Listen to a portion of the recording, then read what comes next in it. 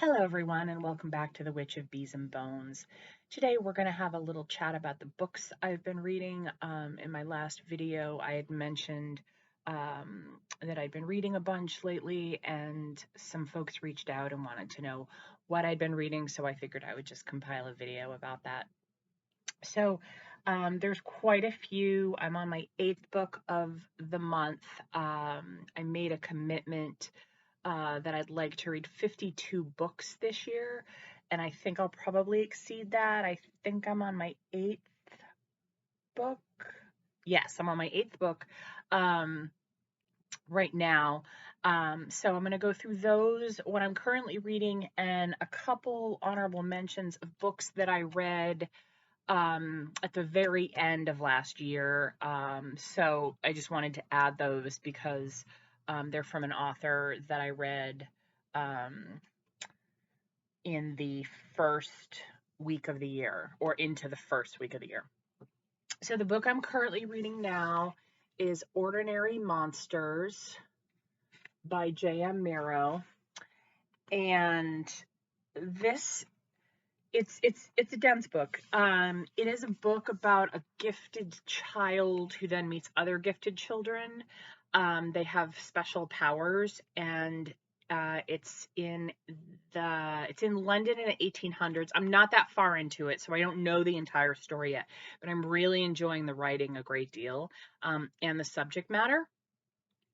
So they talk about this child, and he has the ability, Marlowe is his name, he has the ability to heal himself. So I'm enjoying that. I can give you a review when I'm done, but right now I'm really, really enjoying it. So that the last book that I finished yesterday was White Horse by Erica Worth. She's an Indigenous woman, and this book is the protagonist is an Indigenous woman as well. It talks about Indigenous culture. It talks about otherworldly things. It talks about some Native American mythology. There's some great nuggets in this book. I liked it a lot. I didn't love it, but I really did enjoy it. And I'll link all these down below for you as well. But this is about a woman who lost her mom when she was 2 days old, and had kind of a story in her head about her mother leaving her, and it turns out that it was another set of circumstances entirely. So it's a really interesting read. And then this book, y'all, I somehow just found out about Leigh Bardugo. Leigh Bardugo, excuse me. So I just finished this a few days ago. So fucking good. So right before that, I had read Ninth House. So I read these back to back, which was a really cool way of doing it. These books are really well written. You can't put them down. Have a ton of interesting human insight, otherworldly stuff, magic stuff, the cost of magic, which I talk a lot about. These are really, really well done. I can't recommend them highly enough. It's probably in the not probably, it's in the like academia field.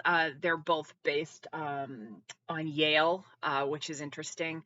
And they're I don't want to give any spoilers, but I just want to say these are really, really well done. The characters are really fleshed out. You get to know them while there's still some mystery about them. So you keep learning things throughout the book. So it's not all laid out in the beginning. You're like, oh, I know this person. Little pieces keep coming out about each of the characters. So both this and Ninth House, same protagonist. They're in a series. It's so good. So good. If you haven't read them, go out and get them right now. I will put links to them. You of course can get them on Amazon. I love using my local bookstore because I like to support small businesses. So if you're able to do that, please do that. But yeah, those are really good. In my video, I had mentioned this book, Rooted. Life at the crossroads of science, nature, and spirit, which is how I feel like I kind of live my life. Quick read, not a huge book, but so powerful. And it talks about the need for solitude and being in nature and what nature provides, and trees and interconnectedness and animism. Really, really beautiful book. I actually reached out to the author on Instagram, and she responded, which was lovely. There's a lot of perils on social media, but it's really nice that we have the ability to reach out to some folks that we admire. And this was a great book, and I have her other books ordered as well, and I'll let you know about those. But this is really, it's a lovely read. And if you're a nature person or kind of are drawn to nature, this would be a great book to read, and it really roots you in that belief system. So highly recommend. Babel. What a book. She's dense. She's a big book.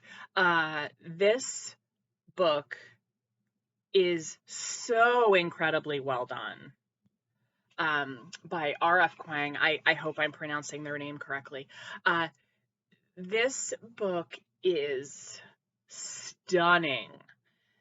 It's very descriptive. It talks about the Tower of Babel as a place of education and also of magic.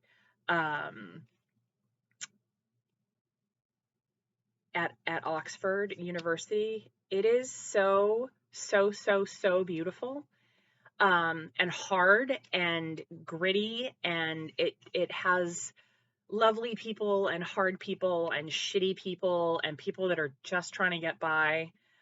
This is a really beautiful book. It is dense. It is not a quick read, but it's really it's worth the time, and it's worth the investment. And again, I'm going to link everything down below.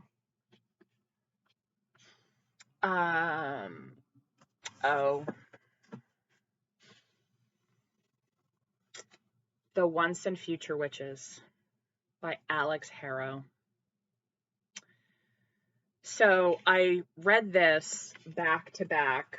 I read 10,000 Doors of January 1st, and then I read Once and Future Witches immediately following. I have a favorite book. It is called A Gracious Plenty by Sherry Reynolds. I have read thousands of books in my life. Not exaggerating, thousands. And A Gracious Plenty is by far my favorite book. And I've read other books that I really love and that are really special to me. But I've never had one that kind of unseated or met that level for me until I read these books. I'm hardly ever speechless, but y'all, these are so fucking good. Buy them, read them, underline things in them. This is why I don't borrow books, because I am one of those people that I will go through books. I just saw it, and I underline things. Sorry, I'm just talking about, this book is about 3 sisters that are witches. And they each have different powers and abilities. And it is set in the past during a very dark time. And they have to come together to make things better for themselves and other people. And they've been estranged because of a set of circumstances. And again, they had their own narrative about how things happened and why they happened. And then later in the book, you find out that there's other things going on. Beautifully written, beautiful imagery, incredible characters. I love this book so deeply. So that and the 10,000 Doors of January, which I cried so hard at the end of both of these books. I cried I cry for a lot of reasons. I'm a crier. I cry when I'm happy, when I'm sad, when I'm mad, when I'm glad, when I'm pissed off, when I see beauty, when I hear songs. Like, I'm a crier. So like, I'll get that out of the way. But these books are so beautifully written and so well done that I read voraciously, and I actually made myself pause in the middle of these books to digest them and to make them last longer because I didn't want them to end. And the endings of both of these books are really powerful. I'm getting a little misty, sorry. I will probably name a cat January at some point. I'm a cat person. I have one cat now. I hope she lives forever. I know that's not practical, but that's what I wish. One of my cats who passed away a few years ago, her name was Finch, and I named her after the main character of A Gracious Plenty, because that book was so powerful to me. I'm probably gonna name an animal January. I want to talk about these books without giving too much away. This book is about a young girl turns into a woman named January. And wow, she has a set of circumstances in her life, and she thinks her life is one way, and then she realizes a very, very deep secret and how different her life could have been and would be and will be. And there's magic, and she's called a witch in it, and which I of course appreciate. And she meets some people that really love her and value her and help her out, but most of this is based on her own grit and her own tenacity and her own power. Again, really beautiful books. And then the last book that I read at the very end of last year was this book, Cackle, by Rachel Harrison. So she also wrote, I don't think I can hold both three, so Cackle, and then she also wrote these two books as well. So I read these prior to reading Cackle. So The Return is kind of fun and a little bit spooky and a little bit weird, about the return of a friend who had gone missing and the circumstances around that, and what she becomes. And then this book, Such Sharp Teeth. I'm a vampire girl through and through. There's been very few werewolf books that I've been interested in. Anne Rice's The Wolf Gift and The Wolves of Midwinter, fantastic, awesome, perfect, chef's kiss. But this book, werewolf book, this is a really good book. These last three aren't going to change your life. They're not gonna be like, oh my God, my brain, my heart, my soul, but they're really, really good books. Cackle is about a woman who comes into her own power after meeting a witch in a new town that she moves to. The witch, Sophie's portrayed as kind of spooky, but really generous. But there's a lot of lessons to be learned in this book, and realizing our power, and sometimes we just need somebody that we love or somebody that we love or respect or care about or admire to show us the way. And so this is a great book for that. So those are the most recent books. And again, I know that I just kind of glossed over them a little bit because I don't want to do any spoilers, because they're really beautiful experiences. If you're going to buy, if you're going to buy one book, and you haven't read it yet, I would urge you, if you can get two books, even better. But I would definitely say The 10,000 Doors of January. This book, I can't wait for some time to go by so then I can reread it again, because I love to reread books. This book is magnificent. Um, that said, even though it's very different, well, I shouldn't say very different. It's different subject, different characters. The writing, again, in Once and Future Witches is exquisite. So if you can, I would get these two books. And again, if you can get them on Amazon, I totally understand. I try to buy local, as much as I can. If you don't have, that ability, or Amazon's running a deal, I totally get it. Do you? But these books they're so beautiful. So those would be, out of all of these, and I've really enjoyed these books. Obviously some more than others, but Alex Harrow has got it going on. I just started following her on Instagram. I don't know, a few weeks ago now. She has another book coming out this October, which I can't wait. I'm like, I have to wait for 10 months to read this book, but it's worth the wait. And I think because of how much I read, I can actually circle back to these two, I don't know, maybe 6 or 8 months down the road, and then that will put me in line for her next book.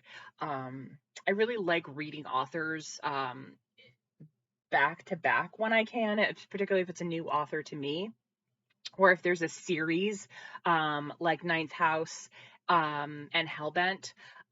Again, so well written. And I started Ninth House, and I was kind of like the first few pages. I mean, I've only ever put down one book in my life, but I was like, okay, this is good. Like, I like the writing, but there's just something. And then all of a sudden, it just grabbed me, and I loved it. And I still love it. And I'm still like have the characters roaming around in my head. I like gritty women. I like women um, that have or are learning their power and their ability, and they get shit done. And all of these books speak to that. So again, I highly recommend these. I will keep you posted about future books if you'd be interested in hearing about them. As ever, I really appreciate all of you so much. Feel free to put any questions or comments in the comments below. I read all of them and I respond to all of them, and I'm always open to suggestions about future videos. I do have quite a list going, but I'm always happy to move things up or replace things or what have you, because I do this for you, and I love that you watch and deeply appreciate it. So go find something beautiful today. Go find something pretty to look at, or listen to, or be part of, and I will see you very soon. Thanks. Bye.